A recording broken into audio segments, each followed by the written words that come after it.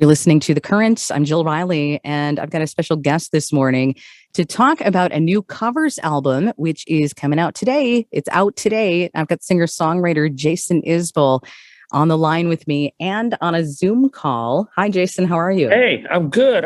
Thanks for having me today. Of course. Thank you for joining us at The Current to talk about this benefit album, the Georgia Blue album.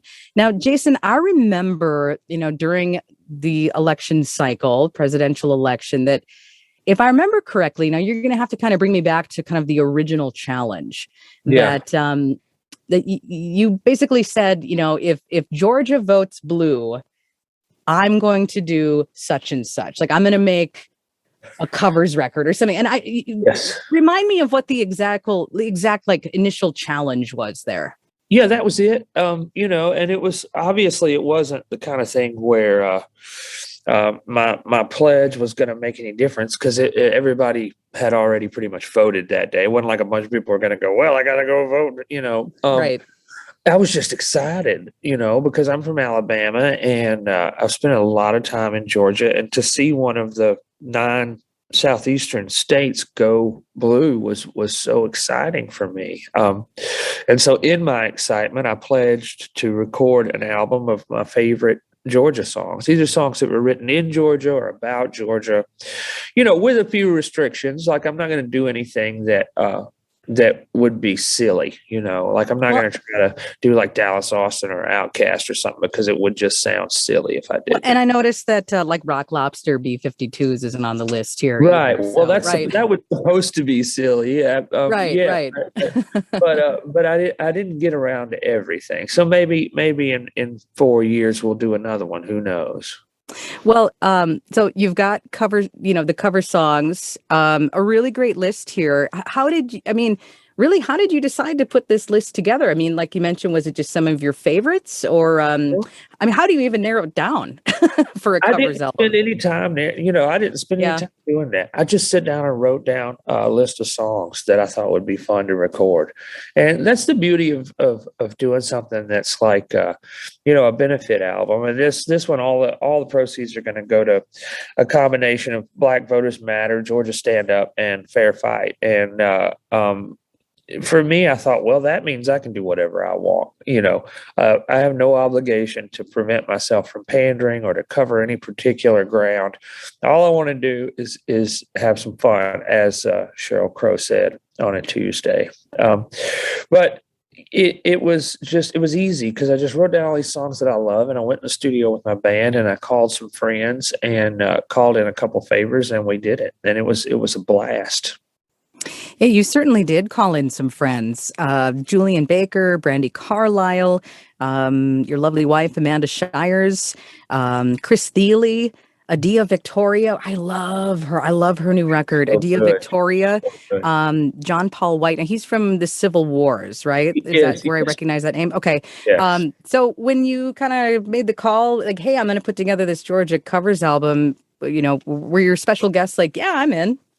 Oh yeah, but even before I asked, most of them were like, "I want to be in on this." Like the Kid Fears thing was Brandi Carlile's idea, because as soon as I tweeted that, she was like, "We got to do Kid Fears, and you got to be Michael Stipe." And I was like, "Okay." So I thought about who else should I get to be Emily, because I would think Brandi's an Amy in that situation. So so I got Julien, and Julien was so excited because she'd never been on anything with me or with Brandi, and she's just so good. That one, man, really, that one knocked me out. That was a real like triumph, recording that song and listening to the playback finally. But most of it was just people that were excited to get in on it. The way we did Night Swimming was really difficult for me because it's hard to play that piano part on acoustic guitar. And then, it was just me and my bass player. And then we put Thile and Bela Fleck on sort of in place of the string section.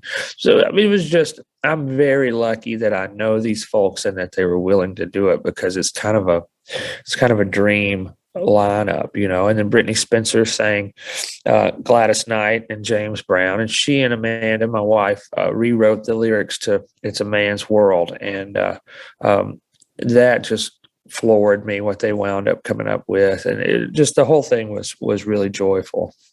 Yeah, it's covers from James Brown to Cat Power to Otis Redding to the Black Crows. You mentioned the Indigo Girls. Vic Chestnut. That's a great choice. Yeah. Yeah, I knew Vic a little bit. We played some shows with him when I was in the Drive-By Truckers, and his songs were just so brilliant. He was such a brilliant guy, and so I had to represent Vic. Had to, and he's still somebody. He'll never get his due. I've resigned myself to the fact that there's never going to be enough people who have listened to Vic Chestnut, but we'll do what we can to spread the word. Yeah, and it's always nice to, when it comes to even tribute albums, for some, that can be their first introduction to an artist. So, I mean, for sure. Yeah, that can be a cool way to do it. And so, the one that we've been playing on the current, because you've got a couple REM covers. Why did you go with Driver 8? Does that song have a special meaning to you?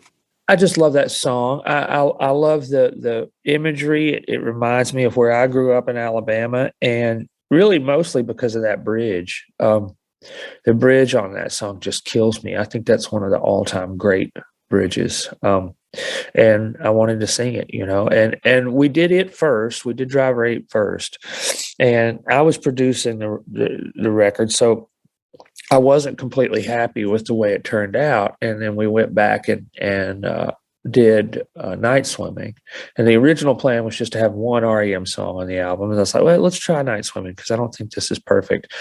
And then after we got that one, I went back and listened to Driver 8 again, and I was like, actually, this is really good. So I think we should just put both of them on there. So that's what we did. I'm talking with Jason Isbell about the new covers album, Georgia Blue, benefit album, which is out today.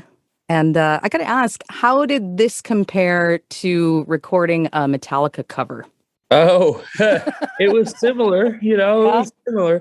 But for this one, I didn't think, like, the songs on Georgia Blue are in some ways in my wheelhouse. Like, they make sense for us to play them fairly straight, and because we were influenced very heavily and very clearly by Otis Redding and James Brown and REM and the Black Crows. Like, you put all that stuff together and you sort of get what we're trying to sound like as a band.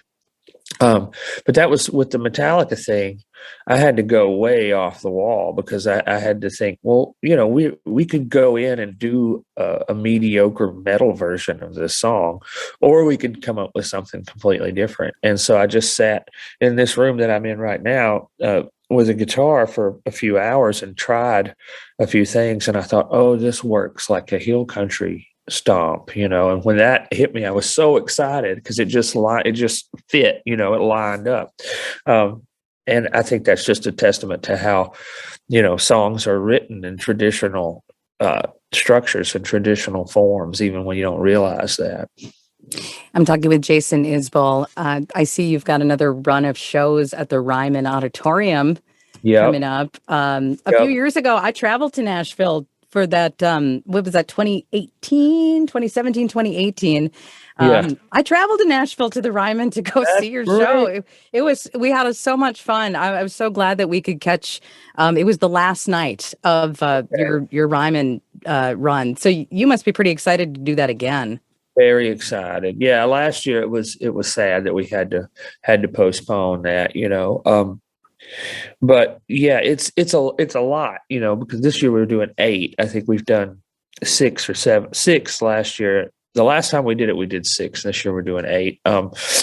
It's a lot, but it's very, very, very enjoyable for me. That room sounds so good, and we always get to have the openers that we want. And yeah, it's nice. And it's also an excuse to, like, hang out downtown for a couple weeks and watch people, which I never really do, unless I'm playing at the Ryman. Most of the time I'm outside of town, but I like to hang out and watch all the craziness down there. Yeah. Do you ever hang out at Robert's Western World? I do. I like Robert. Yeah. I like that place. Yeah, the cheeseburgers are good, and Yeah, it's I heard Gillian Welch tell somebody one time, they were asking her where they should go, and she said, "You go to Robert's Western World, but if you go, you're going to have to dance because it's not Disney World down there. You've got to dance. Somebody has to dance at Robert's." That's true. You got to dance. And yeah, I remember having a bologna sandwich that was The made bologna sandwich. Yeah, on the flat top right behind the bar. That was great. I'm talking with Jason Isbell again. That new Georgia Blue benefit album is out today. I mentioned the Ryman, but we're looking forward to having you back in the Twin Cities December 1st at the Armory. Yeah. Yes, at the Armory. It's going to be cold, I bet. You guys like it cold up there. We do. I got a couple of coats ready, though. I'll be okay. December 1st will still be pretty mild. It's January, February. When things start to get a little sketchy, January and February. Well, thanks, Jason, for checking in. Appreciate hearing from you. And you mentioned Driver 8. We talked a little bit about it. This one featuring John Paul White. It's Jason Isbell in the 400 unit on The Current.